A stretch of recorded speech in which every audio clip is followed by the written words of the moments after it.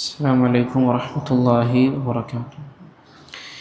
الحمد لله والصلاة والسلام على رسول الله وعلى آله وأصحابه أجمعين أما بعد اتقوا الله عباد الله.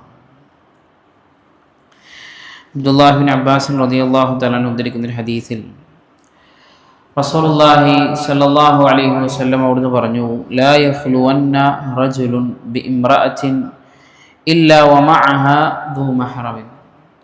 റസൂലുള്ളാഹി സ്വല്ലല്ലാഹു അലൈഹി വസല്ലം പറഞ്ഞു, ലാ യഖ്ലുവന്ന റജുലുൻ, ഒരാളും തന്നെ ഒറ്റയ്ക്കാവരുത്, ബിഇംറഅത്തിൻ, ഒരു സ്ത്രീയോടുകൂടി, അതായത് ഒരു അന്യ സ്ത്രീയോടുകൂടെ ഒരാളും തന്നെ ഒറ്റക്കാവരുത്, ഇല്ലാ വമഅഹാ ദൂ മഹ്റമിൻ, അവളുടെ മഹ്റമായ ഒരാൾ എന്ന് പറഞ്ഞാൽ അവളുടെ ഭർത്താവോ അതല്ലെങ്കിൽ അവർക്ക് വിവാഹബന്ധം ഹറാമായിട്ടുള്ള ആളുകളോ ഇല്ലാതെ, സഹോദരന്മാര് പിതാക്കന്മാര് ഒക്കെ ആയിട്ടുള്ള ആളുകൾ ഇല്ലാതെ ഒരാളും തന്നെ ഒരു സ്ത്രീയുടെ കൂടെ ഒറ്റക്കാവരുത് എന്ന് റസൂൽ കരീം സല്ലല്ലാഹു അലൈഹി വസല്ലം പറഞ്ഞു. പിന്നീടും പറഞ്ഞു, വലാ തുസാഫിരിൽ മർഅതു, ഒരു സ്ത്രീയും തന്നെ യാത്ര ചെയ്യരുത്, ഇല്ലാ മഅദി മഹ്റമിൻ, ഒരു മഹ്റമായ ആളോട് കൂടെ അല്ലാതെ ഒരു സ്ത്രീയും തന്നെ എന്ത് ചെയ്യരുത്, യാത്ര ചെയ്യുകയും ചെയ്യരുത് എന്നും റസൂലുള്ളാഹി സ്വല്ലല്ലാഹു അലൈഹി വസല്ലം പറഞ്ഞു.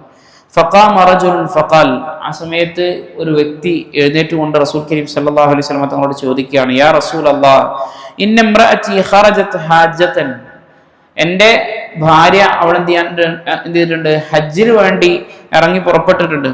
വ ഇന്നി ഉക്തുതിബ്തു ഫി ഗസ്വതി കദാ വ കദാ, ഞാൻ ഇന്ന യുദ്ധങ്ങൾക്ക് വേണ്ടിയിട്ടൊക്കെ എന്ത് ചെയ്തിട്ടുണ്ട്, പേര് കൊടുക്കുകയും ചെയ്തിട്ടുണ്ട്, ഞാൻ എന്താണ് ചെയ്യേണ്ടത് എന്നാണ് അദ്ദേഹം ചോദിക്കുന്നത്. അപ്പോൾ റസൂലുള്ളാഹി സ്വല്ലല്ലാഹു അലൈഹി വസല്ലം പറഞ്ഞു, ഇൻതലിഖ് ഫഹുജ്ജ മഅ ഇംറഅതി, നീ എന്ത് ചെയ്യ്, നീ അതിന് പേര് കൊടുക്കേണ്ട ആവശ്യമില്ല, നീ പോയിട്ട് അവരുടെ കൂടെ, നിന്റെ ഭാര്യയുടെ കൂടെ ഹജ്ജ് ചെയ്യുക എന്ന് റസൂലുള്ളാഹി സ്വല്ലല്ലാഹു അലൈഹി വസല്ലം പറഞ്ഞതായിക്കൊണ്ട് കാണാൻ സാധിക്കുന്നു.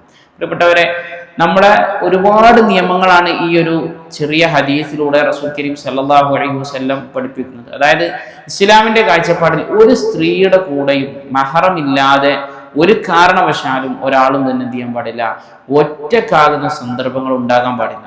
അത് യഥാർത്ഥത്തിൽ ഒറ്റക്കാകുന്ന ആവട്ടെ, അതല്ലെങ്കിൽ ഇനി വാട്സപ്പിലോ മറ്റ് സോഷ്യൽ മീഡിയ പ്ലാറ്റ്ഫോമുകളിലൂടെ ഒക്കെ ആണെങ്കിലും അതൊക്കെ തന്നെയാണ് ഒറ്റക്കാവുന്ന. രണ്ടുപേര് ചാറ്റ് ചെയ്യുക എന്ന് പറഞ്ഞു കഴിഞ്ഞാൽ എന്താണ്, അവിടെ ഒരു മഹ്റം ഉണ്ടാവില്ല, മൂന്നാമത്തെ ഒരാൾക്ക് അവിടെ എന്തില്ല, ചാൻസ് ഇല്ല.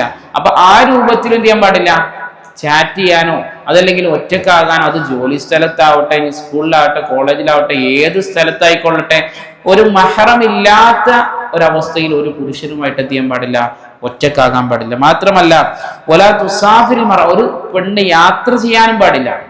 ഒരു പെണ്ണ് ഇവിടുന്ന് കോട്ടക്കലങ്ങാടിയിലേക്ക് ഒറ്റക്ക് പോകാൻ പറ്റുമോ? അതിന് കുഴപ്പമില്ല. കാരണം കോട്ടക്കങ്ങാടിക്ക് പോണത് എന്ത് ചെയ്യില്ല, നമ്മൾ ആരും യാത്ര എന്ന് പറയാൻ പാടില്ല, യാത്ര എന്ന് പറയാറില്ല.